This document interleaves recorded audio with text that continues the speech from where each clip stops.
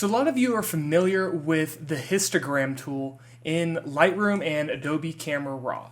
But what a lot of you might know is either how it works or the different functions that it actually has. So in this video, it's going to be a really quick one on the way to use the histogram and also how to read the histogram.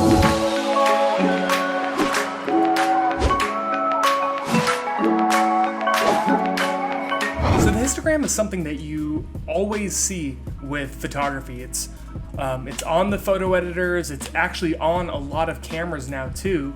And so if you guys don't know what the histogram does, I'll explain it really quickly right here.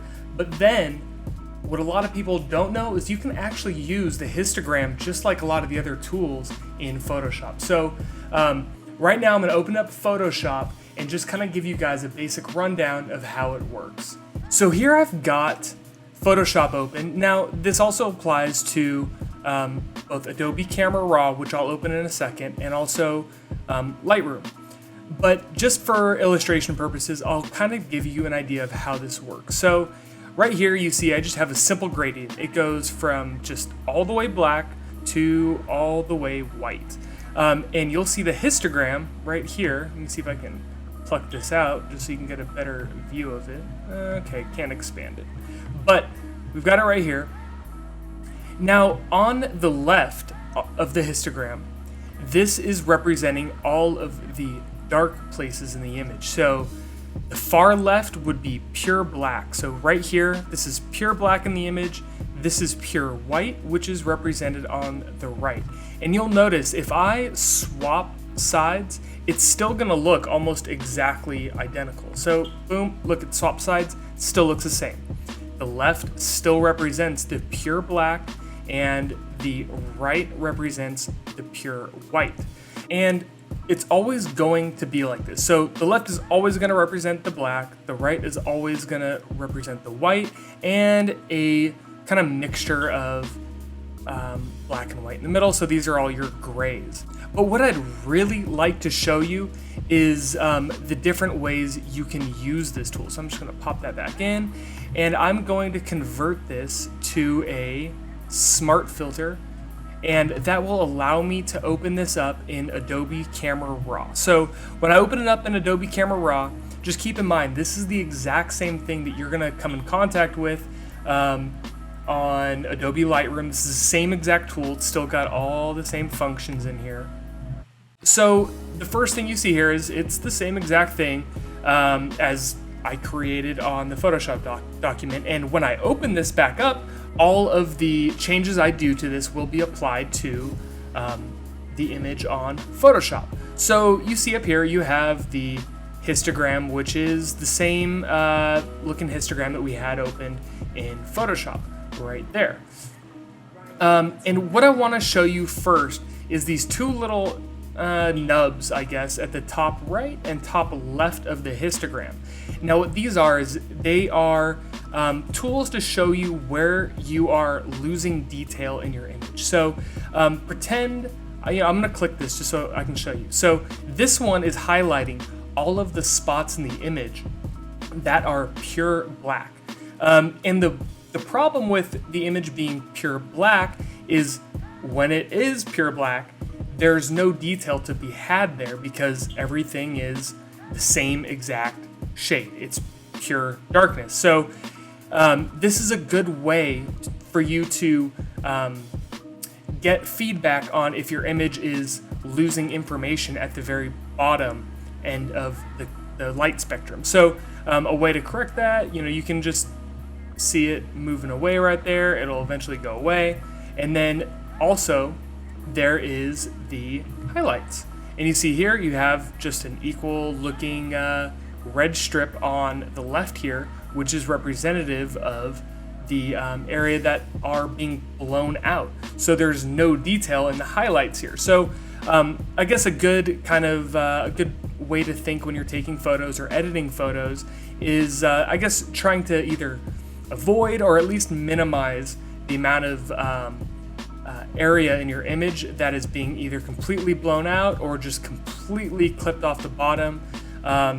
just so you can get the most detail in your image. But of course, this rule doesn't apply to everything. There's times you'd want to have pure black and pure white, but that's how that function works. And what I do want to show you is a function that I think a lot of people don't realize exists. You'll notice when I bring my cursor over the histogram right here, you actually see it kind of highlighting certain areas.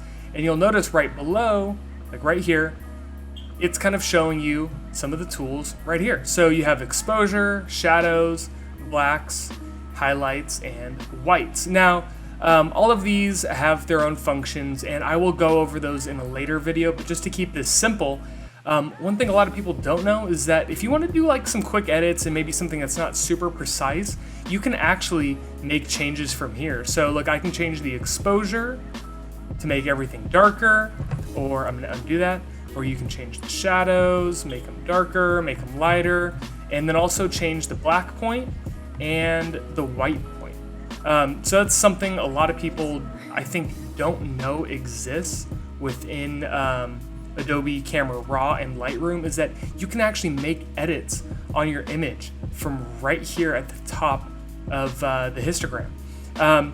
So here, I'm gonna open up a real photo real quick. Okay, so here we have an image that I took in San Francisco, and I think this will be a good way to kind of get a representation of how the histogram is working in Photoshop and Lightroom. So first thing I'm going to do is just convert this to black and white so you can get a little bit of a simplified image here. Now what I want to do is kind of darken the overall image, but keep a lot of the highlights and maybe clip some of the shadows, but just make it a darker overall image. So first thing I'm going to do is I'm going to drag the exposure a little bit to the left just to kind of darken the image a little bit. And then I'm going to bring, I'm going to put this on just so I can see where the black is clipping down at the bottom. And I'm going to bring this down just a little bit so you see everywhere that highlights blue, that is pure black in the image. There's no information there, it's just pure black. So I can click that off, it's a little bit distracting. And then what I can do from here is maybe I'll bring up the highlights or the whites a little bit. So I'll adjust the white point, and then I'll bring the shadows down more, and maybe even bring the exposure down a little bit more too. And then make an adjustment to the highlights. So you see right here, I'm not even getting out of this histogram tool right here, and I'm still able to do quite a bit of editing.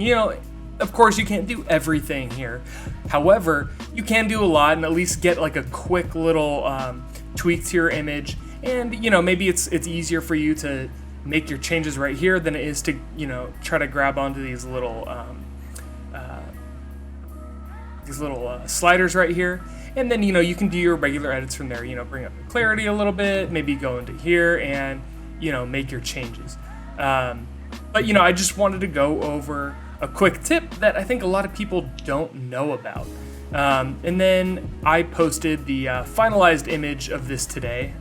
It's just a quick little tip. If you don't know how the histogram works or you think it's confusing, it's pretty simple if you kind of think about it in terms of gradients and everything from black on the left to pure white on the right. So there you guys have it. I just wanted to kind of show a few little tips about the histogram that maybe a lot of people don't know. I mean, the histogram is a pretty basic tool. If you don't know how to read it, it's really easy to learn. You'll get a grasp on it eventually.